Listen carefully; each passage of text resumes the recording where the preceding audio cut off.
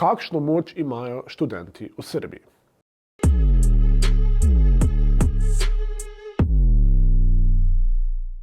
Študenti že 2 meseca zasedajo fakultete in protestirajo. Sprožilec je bila tragedija v Novem Sadu novembra lani, ko je po padcu nadstreška na železniški postaji umrlo 15 ljudi. Študentje, pa tudi ostali, zahtevajo pravico, odgovornost, objavo dokumentacije prenove postaje in izboljšanje svojega statusa.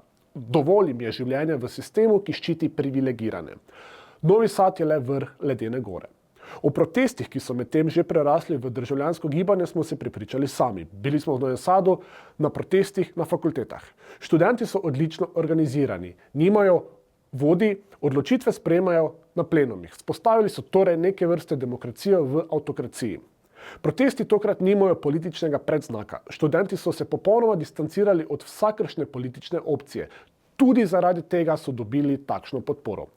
Energija in moč mladih sta neverjetni. Težko opisljivi. Ključno vprašanje pa je, kako bodo svojo moč študenti kapitalizirali za resnejše spremembe. Srbski predsednik Aleksandar Vučić bo najverjetneje, kakor je v njegovi navadi, razpisal predčasne volitve. Ampak naši sogovorniki pravijo, da bodo te študenti bojkotirali.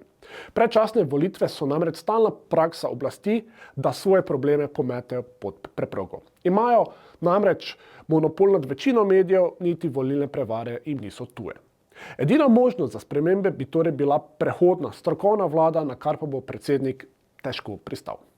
Zgovoren je vsekakor tudi strateški molk Evrope, s katero si je predsednik, kakor tudi s Kitajsko in Rusijo, v dobrih odnosih.